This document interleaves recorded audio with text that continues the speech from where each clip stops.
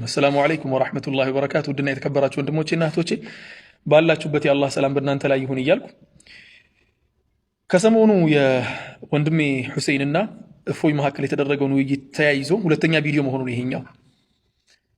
በድጋሚ ወንድሜ ሁሴን አላህ Subhanahu Wa Ta'ala ወፍቆሃል አልহামዱሊላህ።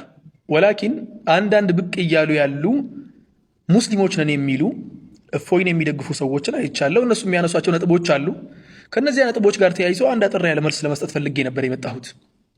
በመጀመሪያ ደረጃ አላህ Subhanahu Wa Ta'ala ቁርአን ውስጥ ስለ ካፊሮች ሲናገር የነሱን ተግባር የሰራ ሙስሊምም ይልሐቁ ቢሂም ነው የሚባለው።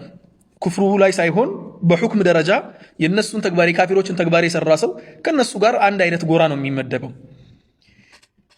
እናንተ ስለ ወንድሜ ሁሴን አይደለም ያወራችሁ ያላችሁት ስለ አህሉ ሱነቲ ወልጀማዓ ከነብዩ ሰለላሁ ዐለይሂ ወሰለም ትክክለኛውን ዲን አልእስላምን እስካሁን ድረስ ያሸጋገሩትን ትውልዶችን ነው እየተቀሳችሁ እየተቻችሁ ያላችሁት ማለት ነው። በአጠቃላይ ለእናንተ መልስ ለመስጠት ከእፎይ ጋር አንድ ጎራ መሆናችሁ ብቻ በቂ መልስ ነበር። ከእፎይ ጋር አንድ ጎራ መሆናችሁ በቂ መልስ ነው። ምን እየሰራችሁ እንደሆነ ከማጋር እየሰራችሁ እንደሆነ እኔ ወላሂ العظيم ምንም ነገር ከሆነ እንደ እፎይ ካለ ሰው ጋር የሚያግባባኝ ነገር ካለ በዚያ ነገር ላይ ራሴን ቼክ ነው የማደርገው ተመልሼ ምን ሆኜ ነው ብዬ። የአቂዳ መስአላ ላይ ከእፎይ ጋር አንድ አይነት አቋም ካላችሁ በቂ መልስ ነው ያ። እናንተ መልስም አያሻችሁም። በተለይ ለሙስሊም ወንድሞቼና እህቶቼ ነብዩን ሌት ተቀን የሚሳደብ ግለሰብ ጋር አንድ አይነት አቋም ያላቸውን ሰዎች እነማን እንደሆኑ እንኳን ለያችሁ ለማለት ፈልጋለሁ። የመጀመሪያው ነጥብ ይሄ ነው። ሁለተኛው ነጥብ ደግሞ እኛ ሙስሊሞች ነን። መጽሐፋችን ቁርአናችን መጽሐፍ ቅዱስ አይደለም የሚጨመር የሚቀነስ።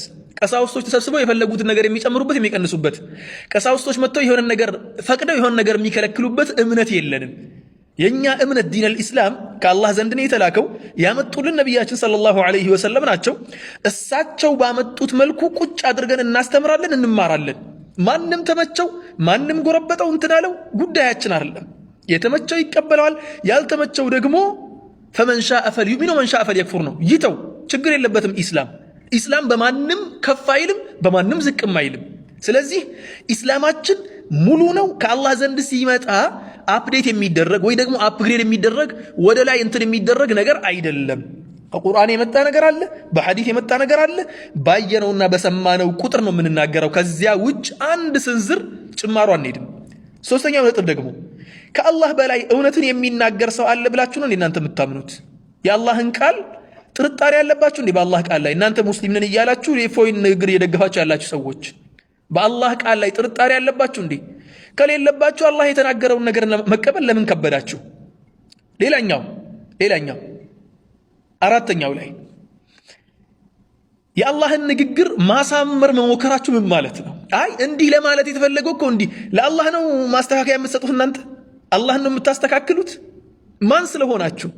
ስለ ራሱ በቅጡ የማያውቅ ግለሰብ ነው የአላህን ንግግር ማስተካከል የሚያምረው? አላህ ላይ በነገራችን ላይ ሌላ እምነት ውስጥ ሊቻል ይሆናል አላውቅም።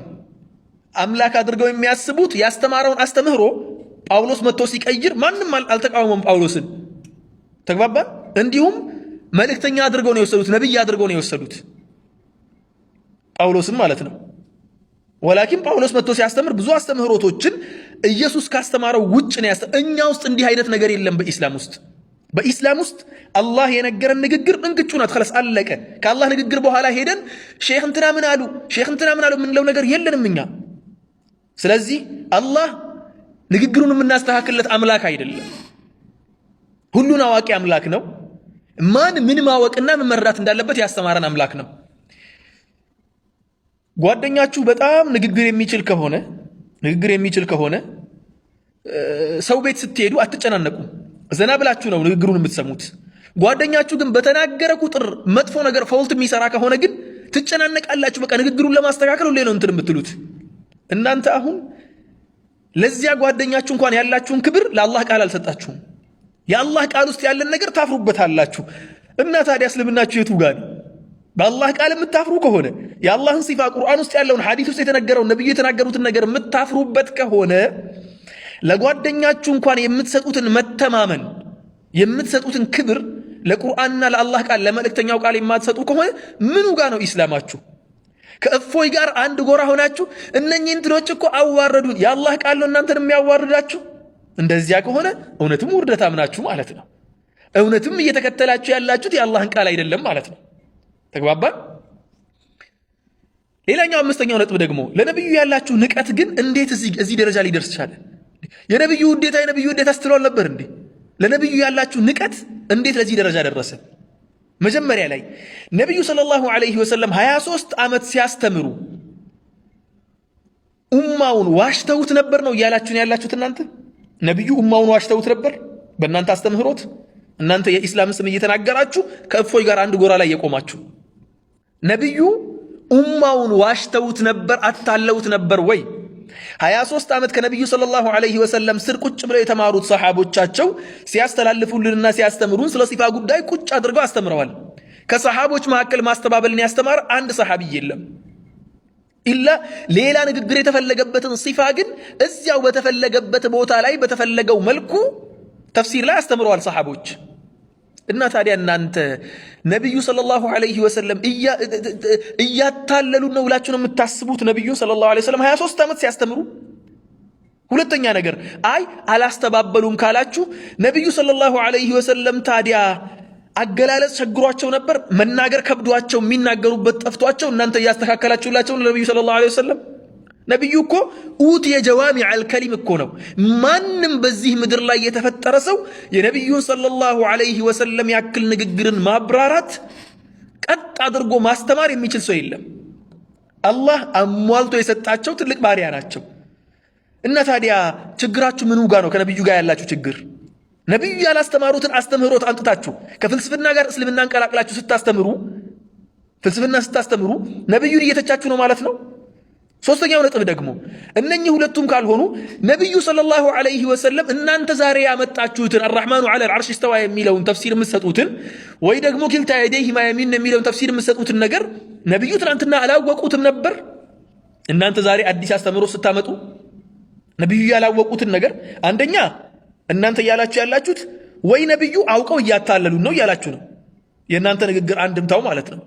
ሁለተኛ ነገር ደግሞ ወይ ደግሞ አገላለጽ ቸግሯቸው ነብዩ ሰለላሁ ዐለይሂ ወሰለም ካነ ሚን አፍሰሕ ናስ ሰለላሁ ዐለይሂ ወሰለም ከሰው ልጆች ከተገለጹት ከሰው ልጆች ከመጡት ነቢያቶች መካከል ነገሮችን በመግለጽ ወደር የለው ነብዩ ሰለላሁ ዐለይሂ ወሰለም በንግግር ምርጡ ነብይ ነበሩ። ያንም ያህል ነብይ 23 ዓመት ሰሃቦችን ሲያስተምር እናንተ አሁን ያስተማራችሁትን አንድ ነገር አላስተማረም። ሌላኛው ደግሞ ነብዩ ሰለላሁ ዐለይሂ ወሰለም አያውቁትም እያላችሁ ነው ወይ? ሶስተኛው ነጥብ ከነብዩ ጋር ያላችሁ ችግር ምንድነው? እሳቸው ካላወቁት እናንተ ከየት አመጣችሁት ታዲያ? እሳቸው ካላስተማሩት እናንተ ከየት አመጣችሁት? አስተማሩት ካላችሁ ሃቱ ቡርሃነኩም አስተምረዋል እንደ የእናንተን ካላችሁ ነዓም ናእቲኩም ቢቡርሃን በአሐዲቶች እንመጣላችኋለን። ሲጀመር ኢንካር እያደረጋችሁ ያላችሁት አሐዲቶችን አይደል እንዴ? ሲጀመር ከስም መሰረቱ። ስለዚህ ከነብዩ ጋር ያላችሁ ችግር ምንድነው? ነብዩ ሲባል እንትን ከበሮ ሲመታ ብቻ ነው ነብዩ ትዝ የሚሏችሁ? ሽርክ ሲሰራ ቢድዓ ሲሰራ ብቻ ነብዩ ትዝ የሚሏችሁ? የነብዩ ፍቅር ፍየል ወዲያ ቅዝምዝም ወዲህ እንደሚባለው የነብዩ ፍቅር ሌላ ቦታ፣ እናንተ ያላችሁት ሌላ ቦታ። ነብዩን ማፍቀርና መውደድ እሳቸው ማክበር ነው። ስላከበርናቸው ነው እሳቸው ያሉትን አንድ ነገር ሳንቀንስ የምንቀበለው። ሌላኛው ነገር ደግሞ ወንድሜ ሁሴይንም ይሁን ማንም ሰው አህሉ ሱነቲ ወልጀማዓ የሆነ ሰው የኢማሙ ማሊክን ንግግር ነው የሚነግራችሁ። እሱ ምንድነው? ማለም የኩን የውመኢዝን ዲናን ፈለን የኩን አልየውመ ዲና ማለም የኩን የውመኢዝን ዲናን ፈለን የኩን አልየውመ ዲና። ነብዩ ያላስተማሩት ሰሃቦች ያላስተማሩት እስልምና ሊሆን አይችልም። አለቀ ቋጨ ነው ማለት ነው። በስተመጨረሻ ደግሞ እኛ አህሉ ሱነቲ ወልጀማዓን ስንል እየቆነጠርን እዚህ ጋር ወስደን ይመቸናል፣ እዚህ ጋር እየጣልን እዚህ ጋር እንትን እያደረግን አይደለም። ላ ከላይ እስከ ታች ድረስ አህሉ ሱነቲ ወልጀማዓ ነን። ነብዩ የተናገሩትን ንግግር ከላይ እስከ ታች ድረስ አላህ የተናገረውን ቃል ማክበር መከተል በደንብ አድርገን መተግበር እንጂ ችግር የለብንም። ይሄ ይታወቅልን። በስተመጨረሻ የእፎይ ደጋፊዎች ጎራችሁ በደንብ ስለለየላችሁ ሙስሊሙ ኡማም በፊት እንኳን እናንተ ላይ ትንሽ ውዥንብር የተፈጠረበት የእናንተ ምህነታውን በደንብ ተረድቷል። እፎይን ሙስሊም ወንድማችሁ ላይ የምትደግፉ ከሆነ ምን ያህል መሄድ እንደምትችሉ በነገራችን ላይ አንዳንድ መስአላ ላይ ትገናኛላችሁ ከነሱ ጋር፣ አንዳንድ መስአላ ላይ ትደጋገፋላችሁ። በእርግጠኝነት ከእፎይ አስተምህሮት ጋር አንዳንድ መስአላ ላይ ትደጋገፋላችሁ አውቃለሁ። ይሄን ይመስላል። ወላሁ አዕለም። አላህ ይጠብቃችሁ።